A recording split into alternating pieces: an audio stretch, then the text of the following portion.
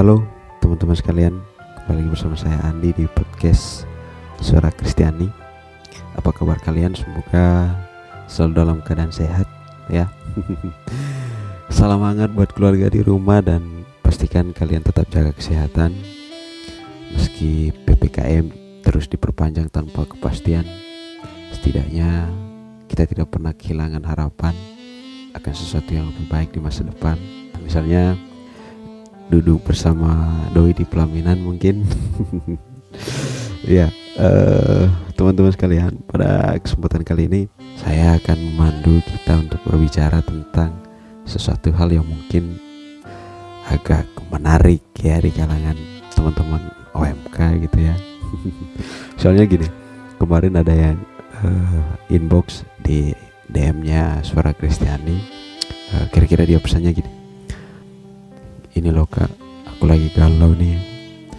Masa saya udah memperjuangkan hubungan saya dengan pacar saya, dianya malah ninggalin gitu aja tanpa memikirkan perasaan saya gitu. Saya sempat termenung dan kemudian berpikir, wah bahaya nih, disuruh galau padahal kita tidak sedang ingin sedih ya. Tapi not bad ya, namanya juga cerita dan kadang tidak semua orang memiliki kisah percintaan yang mulus-mulus aja gitu ya, seperti teman kita ini. Nah, berdasarkan ceritanya si kakak ini, dia mengaku sebenarnya dia tidak terlalu peduli dengan ceweknya ini pergi meninggalkan dia di saat dia lagi sayang-sayangnya ya, tetapi dia lebih kepada perasaan sakit hatinya dia soal ceweknya itu tidak menghargai perjuangannya dia dalam mengejar cintanya gitu ya. Maksudnya gimana ya? Maksudnya jadi si cowok ini, si kakak yang cerita ini, dia itu tidak terlalu peduli ceweknya mau ninggalin dia dalam keadaan apapun, termasuk di situasi dia sementara sayang-sayangnya itu. Tapi yang dia sayangkan adalah si cewek kok nggak pernah menghargai perjuangannya dia dalam menjalankan aktivitas mereka selama ini gitu ya.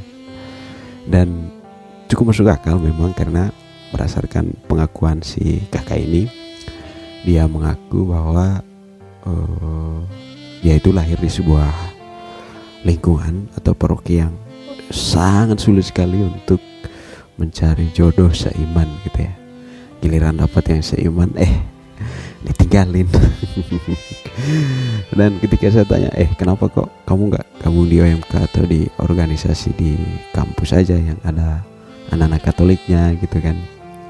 Terus dia jawabnya gini, kak, di tempat saya, di paroki saya, dan hampir semua di paroki di kuskupannya dia itu, anak-anak muda kebanyakan masuk OMK itu ya tujuannya cari jodoh gitu. Dan di lingkungannya juga dia juga termasuk. Dan tahulah ya, kalau misalnya udah sampai pada tahap itu, otomatis kan persaingannya lebih ketat gitu ya. Dia bahkan bilang 1:10 gitu. 1:10 artinya satu cewek diperebutkan oleh 10 orang laki-laki. Saking susahnya mencari pasangan. Sementara permasalahan di kampus, dia mengaku bahwa sejauh ini dia belum kepikiran untuk mencari pasangan seiman tapi berjauhan ya, maksudnya beda pulau gitu. Kebetulan di kampusnya dia banyak teman-temannya Katolik, tapi kebanyakan dari NTT, pokoknya dari wilayah timur yang menurut dia jauh dari rumahnya ya. Dia belum kepikiran sampai ke sana, mungkin nanti iya. Tapi yang dia tanyakan itu bukan persoalan itunya, tapi persoalan hubungannya dia dengan si cewek ini gitu ya. Dalam hati saya menggerutu, ini kok berat banget gitu. Misalnya gini teman-teman, saya mending diskusi soal politik dibanding membicarakan hubungan orang lain gitu ya. Karena jujur saja saya sendiri itu tidak memiliki cukup pengalaman ya, bukan ahli di bagian-bagian seperti itu. Tapi kita coba ya. Mari kita coba. Jadi minta maaf kalau misalnya nanti ada solusi atau beberapa hal dari saya yang mungkin tidak sesuai ekspektasi kalian. Oke ya.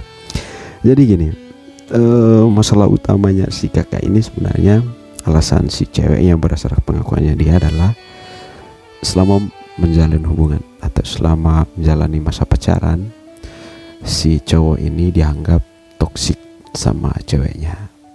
Toksik karena kebetulan ceweknya itu anak yang aktif banget di kampus, di lingkungan, mengikuti berbagai macam organisasi, sehingga ruang untuk mereka bertemu, kemudian aktivitas untuk berdua aja itu hampir sulit ya.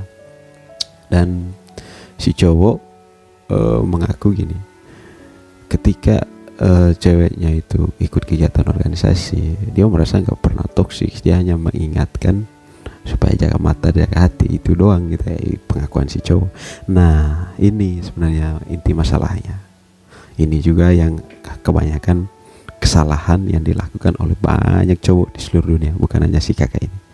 Jadi gini loh bro, kalau misalnya cewek kita ya itu aktif di berbagai kegiatan di kampus, di lingkungan, itu kan sebenarnya yang pertama itu sudah baik ya.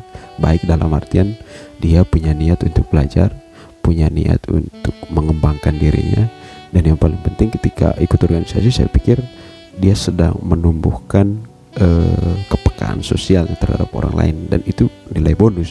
Sulit sekali mencari cewek gitu zaman sekarang ya, dan kau beruntung punya pacar yang seperti itu. Tetapi bagaimana cara menyikapinya? Jadi gini, ketika si cewek misalnya sebelum ikut kegiatan memberitahu nih, misalnya, sayang hari ini aku ada kegiatan di kampus nih, kayaknya gak ada waktu ntar untuk balas chat dan mungkin tidak bisa balas sama sekali gitu ya. Nah tugas kita sebenarnya adalah bukan meminta dia untuk jangan selingkuh atau jangan melirik orang lain selama kegiatan gitu. Itu masalahnya ya. Masalah utamanya adalah ada di situ ya. Masalah utamanya ada di situ. Tugas kita sebenarnya adalah kalau kita cemburu, ya ada ketakutan bahwa nanti ada yang godain dia selama kegiatan, ya kita takut, ya itu wajar. Tetapi cara menunjukkan rasa takut itu tidak perlu menunjukkan kepada dia soal bahwa ketika kita cemburu itu kita sedang menunjukkan perasaan cinta kita, bahwa kita takut kehilangan dia gitu. Cewek gak butuh itu bro. Cewek gak perlu kau menunjukkan bahwa kau takut kehilangan dia gitu. Soalnya dia merasa ketika kalian sudah pacaran ya, hubungan itu tanggung jawab berdua, bukan tanggung jawabnya si cowok aja. Justru ketika kita menunjukkan perasaan takut kehilangan, si cewek malah akan merasa emang lu aja yang takut kehilangan, gue juga takut kehilangan elu gitu ya. Nah ini masalahnya. Lalu gimana caranya menyikapi cewek dengan kondisi begitu? Sebenarnya gini, rasa cinta, cemburu dan lain-lain itu bisa dikemas dengan cara-cara yang lebih elegan, lebih romantis, dan bisa dibahasakan dengan cara-cara yang mungkin tidak pernah terpikirkan oleh si cewek. Gimana? Ini nih, misalnya nih pagi-pagi ceweknya chat, sayang minta maaf ya, hari ini aku ada kegiatan di kampus dan kemungkinan besar untuk balas chat itu sedikit dan mungkin tidak akan terbalas sama sekali. Oke ya. Pertama, si cewek udah minta maaf dan memberitahukan. Itu dulu. Ketika dia memberitahu kita akan ada kegiatan dan tidak akan membalas chat, berarti dia sudah menempatkan kita sebagai orang yang istimewa karena memberitahu kita tentang aktivitasnya hari itu. Kau harus berterima kasih untuk hal itu, bahwa tanpa kita sadari dia sudah menunjukkan perasaannya pada kita. Jadi harusnya dengan memahami hal yang sederhana itu aja sebenarnya kita udah ya tidak perlu lagi menaruh curiga terhadap dia gitu. Nah itu yang pertama. Nah sekarang yang berikutnya adalah bagaimana cara mengubah cemburu atau perasaan cinta berlebih itu dengan cara-cara yang romantis. Ya sederhana aja. Di tengah pandemi ketika cewek kita mau ikut kegiatan di organisasi, kita cuma ingatin aja, iya sayang hati-hati ya, jangan lupa pakai masker, pakai jaket, bawa hand sanitizer, ikuti protokol kesehatan. Dan kalau ceweknya sedang mengalami sakit atau mengalami alergi terhadap makanan-makanan tertentu, diingatkan juga jangan lupa diminum obatnya, hindari makanan yang ini karena itu akan membuat kamu sakit. Aku gak mau kamu sakit. Oke, ya. Di sini bro, lu udah menunjukkan perasaan yang paling dalam dan menyentuh hatinya dia dari cara-cara sederhana. Dia mungkin menganggap itu hal biasa, tetapi ketika itu muncul dari diri lu yang dia sudah anggap luar biasa, itu akan menjadi mood boosternya dia. Dia akan bertambah semangat, akan semakin memahami lu yang udah, wah ini idaman banget nih, selalu ngedukung, ngesupport, perhatian. Artinya apa? Meskipun itu terkesan toksik, tapi toksiknya itu bukan menimbulkan ketidakpercayaan terhadap si cewek, tetapi lebih kepada bagaimana kita meningkatkan imunitasnya dia, ya, ngerti ya? Nah, harus bisa dibedakan juga toksik dengan mencintai berlebihan, gitu ya. Cewek juga harus sadar akan hal ini, gitu. Tidak semua orang bisa menunjukkan perasaan cintanya itu dengan hal-hal yang sesuai dengan keinginan kita. Ada yang bisa menunjukkan cintanya dengan perhatian yang kok berlebihan sekali perhatian, kok aku jadi ilfil, gitu ya. Itu tugasnya cewek lah, memahami karakteristiknya si cowok ini. Nah, itulah makanya mengapa pacaran itu ya perlu pada saat awal masa pacaran itu ajak ketemu, ngobrol, saling terbuka soal kelemahan dan kelebihan. Jangan ditutupi, sharing aja as like friend, ya, as like brother and sister. Ceritakan bahwa kamu tuh sifatnya kayak gitu, kamu akan tersinggung dengan hal-hal semacam itu. Bukan berarti kita dengan menceritakan kelemahan-kelemahan itu kemudian membuat kita dalam masa pacaran itu kemudian saling berbohong, tapi kita diminta untuk mengerti, gitu ya. Mengerti dalam artian jangan sampai tindakan-tindakan itu menyakiti perasaannya dia atau bahkan membuat dia merasa kecewa dan sakit hati. Oke ya, maka penting untuk terbuka dan membicarakan. Nah, dari keterbukaan itu diharapkan begini teman-teman, kita bisa menerima kekurangannya dia, kita bisa memahami kelebihan kita sendiri untuk kemudian disesuaikan dengan kelemahannya dia, merasa superioritas di antara dua orang yang sedang saling berusaha untuk mengenal satu sama lain, gitu. Jadi komunikasi itu penting. Nah, dan yang ketiga yang paling penting adalah jangan lupa berdoa, ya. Jangan lupa berdoa. Apapun masalah yang kalian hadapi, apapun kendala dalam hidup kalian, entah itu masalah pribadi, keluarga, atau sesama pasangan, jangan pernah berdoa. Libatkan Tuhan dalam kehidupan percintaan kalian dan ajak dia untuk terlibat dan turut campur tangan dalam hubungan kalian. Karena hanya dengan begitu kalian akan bisa menempuh jalur seterjal apapun dalam hubungan kalian. Itu pasti ada jalan, pasti akan ada. Oke, hari ini ngambek, besok baikan. Hari ini marah, besok pasti merajuk. Hari ini berantem, besok pasti bisa ketemu lagi. Itu makanya penting ke gereja bareng, ya kan? Ke gereja bareng, berdoa dengan Tuhan dan meminta Tuhan untuk selalu, jangan memaksa ya, jangan memaksa, tetapi usahakan untuk melibatkan Tuhan dalam keadaan apapun, terutama dalam menjalin hubungan dengan pasangan, gitu ya.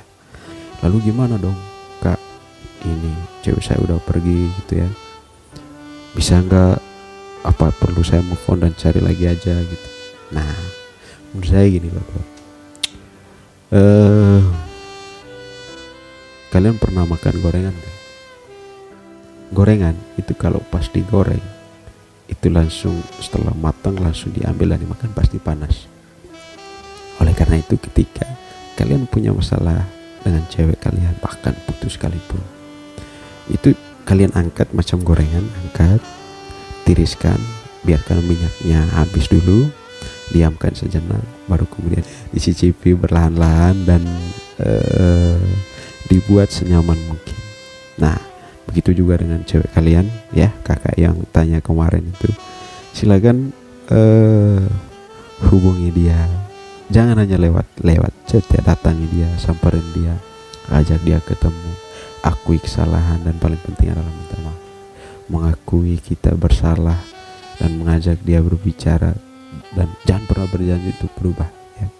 Jangan pernah berjanji untuk berubah, tetapi sampaikan bahwa kamu sedang belajar untuk saling memahami, dan beri waktu untuk kemudian perasaan bersalah itu bisa diubah secara perlahan. Ada jokes yang beredar selama pandemi ini ya. COVID itu seperti istri gitu ya. Istri, dia itu susah disembuhkan, paling banyak dihindari, tetapi mau tidak mau harus dipelajari dan kemudian kita bisa hidup bersama dengannya. Begitu juga dengan masalah pacaran. Jadi jangan putus asa dulu, jangan pernah move on dulu ya. Kalau masih seminggu atau 2 minggu ya pasti dia sudah tenang, dan dia pasti memikirkan kamu juga.